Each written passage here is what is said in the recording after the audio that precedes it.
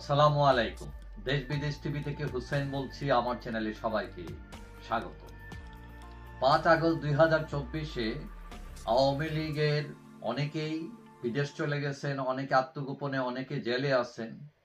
এবং এই অবস্থায় আওয়ামী লীগ কখনো আসি আসি করে হুট করে বিভিন্ন জায়গায় মিছিল করতেছে, মিটিং করতেছে, এবং সরকার এবং অনেক দল এটা নিয়ে ভয়ে আছে যে আওয়ামী লীগ কখন চলে আসে। এখন গতকাল বৃহস্পতিবার আমরা যেটা দেখলাম সেটা হলো গোয়েন্দা সংস্থার হাতে তথ্য এসেছে যে আওয়ামী লীগ নেতাকর্মীরা গোপনে দলবদ্ধ হয়ে ঢাকা অভিমুখে রওনা হচ্ছেন। তারা রাজনৈতিক অস্থিরতা ও শেখ হাসিনাকে ভারত থেকে ফেরাতে তারা আন্দোলনের প্রস্তুতি নিচ্ছেন এবং সেখানে নতুন করে সংঘাত সৃষ্টি হতে পারে এবং এই আশঙ্কায় পুলিশ সর্বোচ্চ সতর্কতায় রয়েছে। এখন পুলিশের ঘুম হারাম। এখন 5 আগস্টের পর চট্টগ্রামে আওয়ামী লীগ নেতা কর্মীরা সংঘর্ষে জড়ায় এবং সেখানে যে দেশে যে পুরা রাজনৈতিক শূন্যতা তৈরি হয়েছে, দুর্বল পুলিশ সেই সুযোগ কাজে লাগায় তারা। এখন গোয়েন্দা সংস্থার রিপোর্টে বলা হয়েছে যে শেখ হাসিনাকে ফেরানোর উদ্দেশ্যে শক্তি প্রদর্শনের নিমিত্তে সবাইকে জড়ো হতে বলেছে আওয়ামী লীগ তার নেতাকর্মীদেরকে, যার ফলে অনেকেই সেই নির্দেশনা মেনে ঢাকা অভিমুখে যাত্রা করতে পারেন এবং সেখানে নিরাপত্তা হুমকি তৈরি হতে পারে। এখন এইটা শুধু ঢাকা নয়, চট্টগ্রামও, এবং এইটা মোকাবেলার জন্য অলরেডি চট্টগ্রাম পুলিশ তৎপর হয়েছে।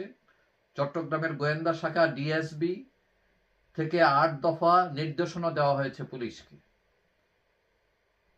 এখন পুলিশ বলছে যে হুমকি বা গুজব যেটি হোক না কেন, তারা সবসময় প্রস্তুত আছেন পরিস্থিতি মোকাবেলার জন্য, যাতে কোনো বিশৃঙ্খলা তৈরি না হয় দেশে, যাতে কোনো রাজনৈতিক অস্থিতিশীলতা তৈরি না হয়।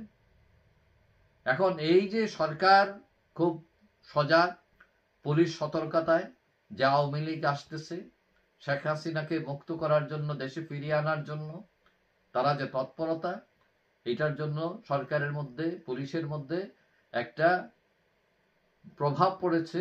তারা সতর্ক হয়েছে। এটার অর্থই দাঁড়াচ্ছে যে আওয়ামী লীগ এখনো অ্যাক্টিভ, মানে তারা কাঁপন ধরাতে পারে যদি চায় তারা।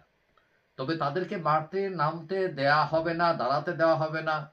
সভা সমাবেশ করার অধিকার খর্ব করার যে অভিযোগ রয়েছে সরকারের বিরুদ্ধে, অনেকে মনে করেন যে এইভাবে জোর করে তাদেরকে দীর্ঘদিন আটকে রাখতে চাইলে মানে হিতের বিপরীত হতে পারে। কারণ এটা তো ছোটখাটো কোনো দল না, এটা বিশাল দল। বাংলাদেশের আনাচে কানাচে এমন কোনো ওয়ার্ড, গ্রাম, ইউনিয়ন নেই যেখানে আওয়ামী লীগের লোকজন নেই। সুতরাং এই যে জোর করে চাপিয়ে রাখা রাজনীতি বিফল হতে পারে। সুতরাং সরকারের উচিত এখানে একটা রাজনৈতিক সমাধানের জন্য। যাই হোক, সবাই ভালো থাকবেন। আশা করি দেখা হবে অন্য কোনো ভিডিওতে, ইনশাআল্লাহ। আল্লাহ হাফেজ।